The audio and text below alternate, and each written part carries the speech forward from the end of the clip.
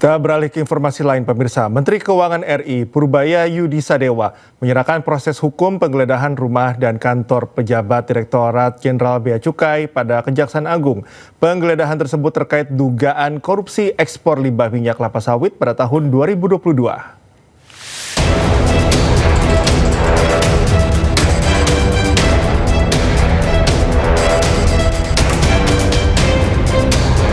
Kejaksaan Agung menggeledah kantor Bea Cukai beberapa waktu lalu. Penggeledahan tersebut dilakukan terkait penyidikan kasus dugaan korupsi ekspor palm oil mill effluent atau limbah minyak kelapa sawit tahun 2022. Kapus Penkum Kejaksaan Agung RI Anang Supriyatna menjelaskan, langkah hukum yang dilakukan para penyidik Kejaksaan Agung guna mencari dan mengumpulkan informasi dan data. Bahkan dalam penggeledahan itu, penyidik menyita sejumlah dokumen.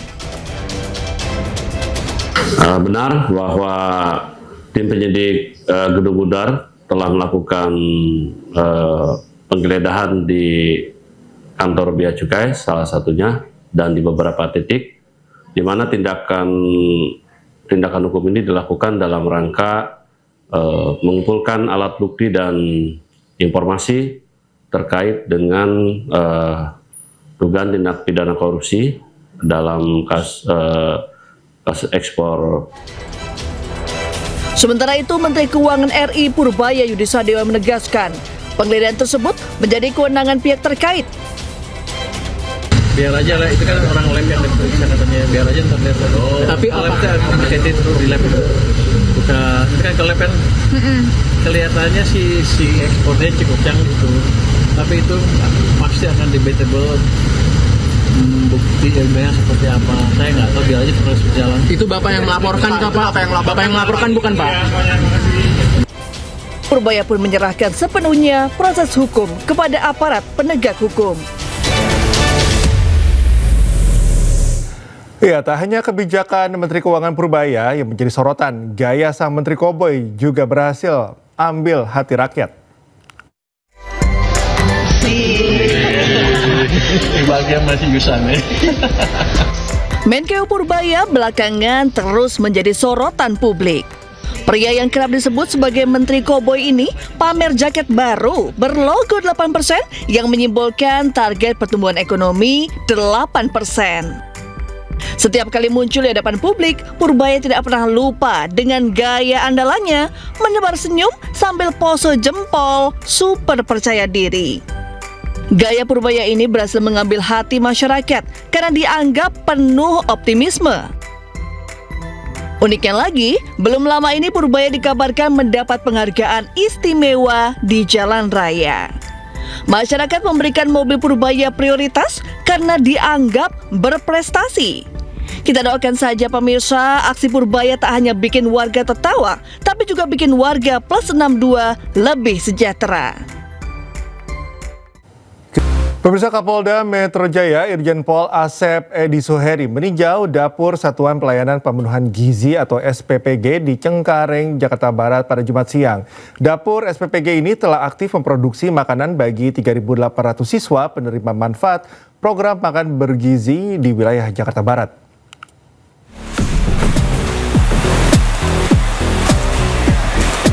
Kapolda Metro Jaya Irjen Pol Asep Edi Suheri didampingi oleh Kabid Humas Brigjen Pol Ade Arisyam Indradi meninjau dapur Satuan Pelayanan Pemenuhan Gizi di Cengkareng. Kapolda Metro Jaya berharap agar program ini dapat berjalan optimal dan memberikan manfaat nyata bagi masyarakat, khususnya dalam mendukung tumbuh kembang anak-anak menjadi generasi yang lebih sehat, kuat, dan sejahtera.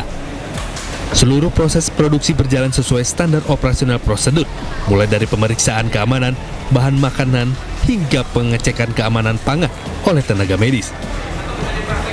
Dapur Satuan Pelayanan Pemenuhan Gizi Polri menerapkan standar tinggi sanitasi dan sterilisasi dalam sebuah proses pengolahan makanan.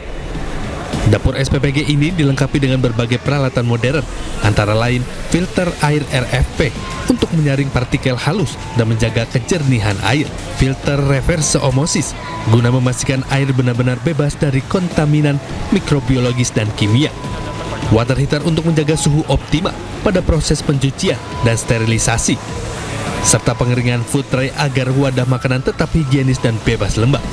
Selain itu, fuel tank stainless untuk penyimpanan air yang aman dan tahan korosi, dan biotank guna mendukung pengelolaan limbah ramah lingkungan. Serta pemeriksaan makanan melalui metode food safety testing untuk memastikan setiap hidangan layak konsumsi dan memenuhi standar kesehatan. Tim Liputan iNews melaporkan. Kita ke informasi berikutnya, Pemprov Jakarta pemirsa berencana menaikkan tarif Transjakarta dari Rp3.500 menjadi Rp5.000. Kepala Dishub Jakarta menyebut tarif Transjakarta tak mengalami kenaikan sejak tahun 2005. Rencana kenaikan tarif Transjakarta kembali mencuat. Muncul kabar tarif Transjakarta akan naik dari Rp3.500 menjadi Rp5.000 atau sebesar 43%. Kepala Dinas Perhubungan Jakarta, Syafrin Liputo, buka suara. Ia menyebut kenaikan tarif diperlukan untuk menutup penurunan cost recovery atau biaya operasional di Transjakarta.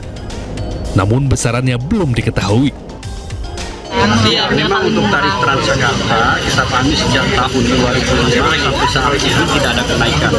Kami sudah melakukan kajian, bahkan dari hasil perhitungan dinas perhubungan, cost recovery-nya itu turun. Dari sebelumnya rata-rata 34-35%, sekarang dengan harga inflasi dan sebagainya tinggal di angka 14%. Oleh sebab itu penyesuaian tarif tentu dibutuhkan juga. Syafrin menyebut, sesuai Perda nomor 10 tahun 2014, tarif layanan Transjakarta akan ditetapkan gubernur setelah mendapat persetujuan dari DPRD Provinsi Jakarta. Sebelumnya, Gubernur Jakarta Pramono Anung menyebut akan mengkaji ulang subsidi transportasi umum di Jakarta. Hal ini imbas pemangkasan dana transfer ke daerah dari pemerintah pusat sebesar Rp15 triliun. Contohnya, subsidi transportasi kita kan besar sekali. Karena sekarang mau kemana aja kan bayarannya Rp3.500. Ini belum tentu dinaikkan ya, saya hanya menyampaikan contohnya. Nah, berbagai hal yang seperti itu, apakah subsidi transportasi, karena subsidi transportasi kita itu per orang bisa hampir 15.000. Sehingga dengan berbagai hal kami akan kaji kembali. Pemangkasan dana transfer ke daerah membuat anggaran pendapatan dan belanja daerah atau APBD Jakarta 2026 turun dari Rp95,35 triliun menjadi Rp79,06 triliun. Tim Liputan iNews melaporkan. Si Godok, calon pelatih timnas Indonesia menggantikan posisi Patrick Kluivert. Ketua Umum Erick Thohir menyebut belum memutuskan apapun, termasuk nama pelatih sementara untuk skuad Garuda.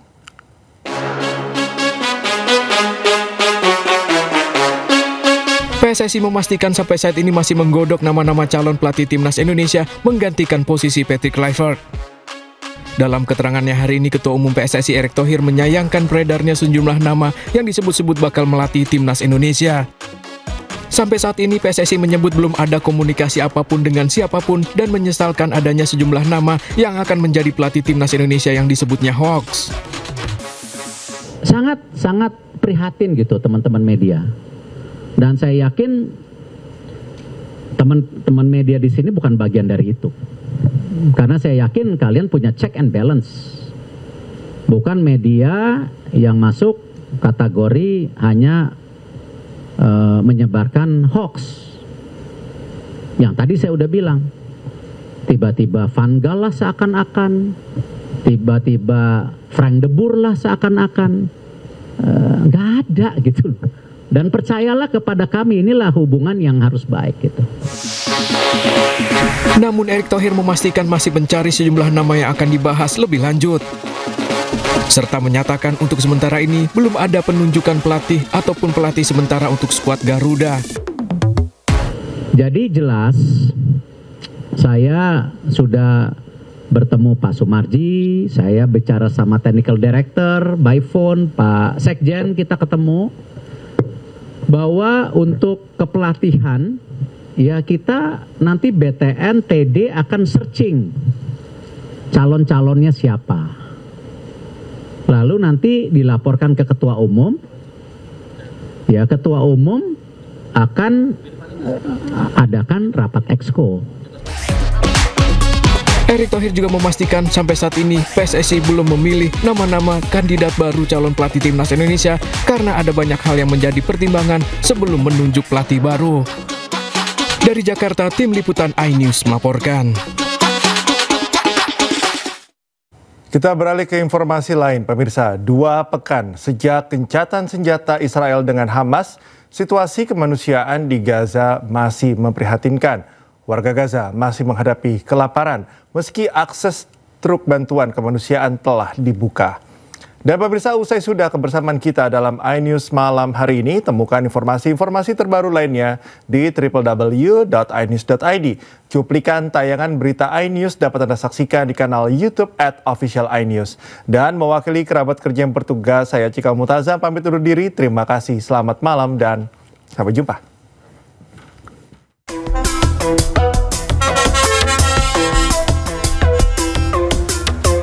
Dua pekan sejak gencatan senjata 10 Oktober lalu, ratusan truk bantuan kemanusiaan telah masuk ke jalur Gaza. Setiap harinya, 89 truk bantuan diperbolehkan masuk sebagai bagian dari kesepakatan gencatan senjata antara Israel dengan Hamas. Meski demikian, jumlah ini masih kurang, jauh di bawah kebutuhan. Sejumlah video yang beredar di sosial media menunjukkan situasi kemanusiaan di Gaza masih memprihatinkan. Makanan masih sulit didapatkan. Harga bahan bakar meningkat tajam. Air bersih pun masih langka. Dalam kondisi ini, lebih dari 320.000 anak Palestina beresiko malnutrisi.